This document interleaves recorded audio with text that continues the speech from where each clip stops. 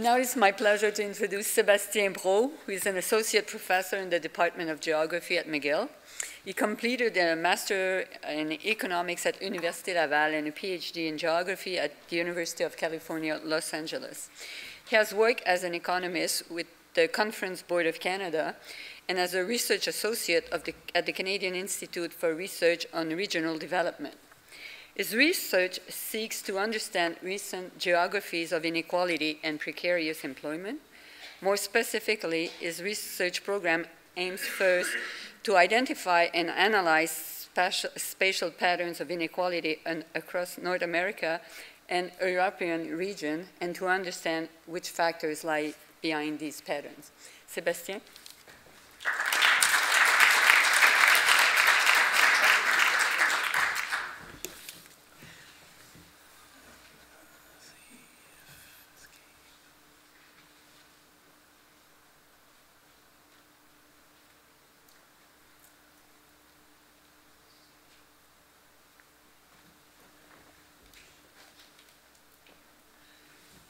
Good. Okay. Merci, Céline, pour l'introduction. What I would like to do in my remarks today is say a few words about some of the work that I've been doing on the geographical dimensions of inequality in Canada. And for this kind of work, there is no substitute to the mandatory long-form census, right? It is the most important source of information available to geographers, urban planners, social scientists, policymakers, in terms of the spatial details that it contains. It is thus a great relief that the long-form census is coming alive again, right? So for the last 5 or so years, every time I participated in a panel discussion such as this one, or in conversations about the long-form census, it felt more like a wake than anything else. It's nice to see the winds now changing direction. As a geographer, I'm very much interested in why place matters, right? Broadly speaking, this means I'm interested in the relationships between people and their environment, right? In terms of where the society in which they live. Alan Pred, writing about social and spatial transformations in Sweden back in the 19th century, would have argued this is something like how the social becomes the spatial and the spatial becomes the social. More specifically, as a geographer interested in questions of inequality, my main concern is about who gets what, where, and how, right? So following the Occupy movement of 2011, we've heard a lot about the increase in income inequality over the last 2 decades or so. And in describing or studying this increase, right, economists and sociologists, with all due respect to my esteemed colleagues here, have tended to focus on the who question, right, in terms of inequality across occupational classes or ethnic or other groups. The where question typically is overlooked, right, in terms of place-to-place differences in inequality. Yet what I would argue is that a geographical perspective can actually tell us a lot, not only about the changes in terms of the spatial patterns of inequality, but shed light in terms of what the causes of those changes may be, but also in terms of the consequences, right, in terms of negative social health, environmental, and social outcomes. And of course, all of this is very important from a policy-making point of view in terms of figuring out what the right policy mix might be, right? Ian used the term place-based versus person-based type policies. We'll come back to this later on. To get a sense of how that geographical perspective may be important, what I'd like to do over the next few slides is just go through some of those maps that we've been working on over the last few years to give you a flavor of that changing landscape in terms of inequality across the country. So what we have here, right, is the evolution of earnings inequality across regions in Canada from 1996 to 2006. Now, regions here are essentially defined as census divisions. These are large counties, if you prefer, right? What we've done with the census microdata files is being able to reconstruct those boundaries so that they're consistent over time. Now, in the red, what you have are regions which have experienced above average growth in terms of inequality over that 10-year period.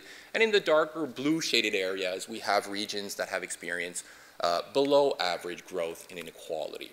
And clearly, as you're scanning across the country, you see a divide between eastern and western regions, right? Inequality is typically much higher, growing more rapidly in western regions compared to eastern regions where inequality tends to be lower and more stable, right? There are pockets of high income inequality in southern Ontario and a few other outliers, but the primary divide is that east-west divide. If we look at what's going on within the urban hierarchy, we also see some interesting spatial trends here, right? So here we have the darker shaded circles representing cities with higher levels of inequality in 2006, the lighter shaded area, lower levels of inequality, and of course the size of the circle tells us something about the population size of the city. So there are two things that really stand out here. One, we can again see that east-west divide. If you look at all of the cities in Alberta and in British Columbia, with the exception of Victoria, these are all very high inequality cities, right, compared to their eastern provinces counterparts. The second thing is that we also see some relationship in terms of inequality and the size of a city. Typically, cities with larger populations will have higher levels of inequality compared to smaller sized cities. And if we drill further down, we can also use the mandatory long-form census to say something about how the spatial morphology of inequality may be changing within cities themselves. So here we have an example on the left-hand side, right, of census tracts across the city of Montreal.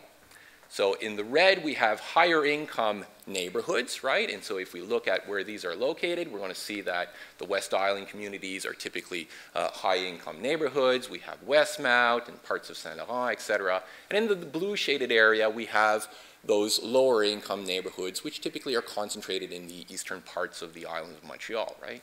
If you would imagine a similar map, right, for 1991, then we can also track the movement or the trajectories of these census tracts and how they change over time. And this is what we've done in the right-hand circular histogram here. There are 4 quadrants, right? So essentially all we're doing here is counting each census tract, right, in terms of where they are 15 years later. Are they relatively richer or relatively poorer compared to their starting point back in 1991? And as you can see, there are 2 quadrants which dominate, right? Most census tracts or neighborhoods find themselves in this particular quadrant, which is where we have census tracts that are relatively richer over time, or in this lower left-hand quadrant, right? So what we have is a growing spatial polarization, a pulling apart, if you will, of spatial inequality within the city of Montreal. Now, this pattern is also one that we find in most other large urban centers, Toronto, Calgary, Vancouver, and to some extent even Ottawa. Now, you'll notice that all of the maps that I've shown so far use 1990 or 2006 data. I have avoided the 2011 census so far, or the survey, right? For the reasons that we're all familiar with. Lack of quality, or the response rate is lower, questions regarding the quality of the income data, and also the fact that for a very large number of communities, the data was simply not published because of high non-response rates, right? So what I would want to do here, just to show what happens and how geography can be of use in terms of looking at those data quality issues, is go through a simple exercise where I have a little animation focusing on the province of Quebec, right? And we're going to be looking at those low income inequality regions again and how they have evolved from 1981 through to 2011, right? And as we're shuffling through these maps, remember that the blue shaded areas are low income inequality regions, okay? So let's start with the map for 1981, right? So lots of blue, as would be expected. Similar pattern in 1991, 2001, 2006, and then 2011, right? So the picture is drastically different than what it was with previous generations of the mandatory long-form census. Now, of course, we all know this is related in large part to the fact that there are a lot of missing communities in Quebec, 183, I think, for which data was actually not published. And that explains to a large portion what is going on. And by the way, the Institut Statistique du Québec has done some really interesting work using Quebec's tax file revenues and comparing that in 2011 to the income tax data or the income data in the 2011 NHS. And they find that same inverse relationship between the quality of the income data reported in the NHS and the level of geography, right? So when we go to smaller communities, there's a lot of missing observations, as we would expect. Okay, so just to sum things up, right? It's a big relief that the 2016 census is coming back. Now we have to deal with the data gap, right? I think it's going to be very important to revisit, once we have that data, a lot of these divides to see if they are still persisting, right? And also to try and identify the drivers to get a better idea of whether or not it's because of the industrial composition, right? The unemployment, the education, the ethnic composition, or the age profile of regions that we see these patterns in spatial inequality. And of course, this brings us back to the optimal policy mix, right? Thinking about how we move forward to promote more inclusive growth in terms of what approach is best, person-based or policy-based approaches. Thank you.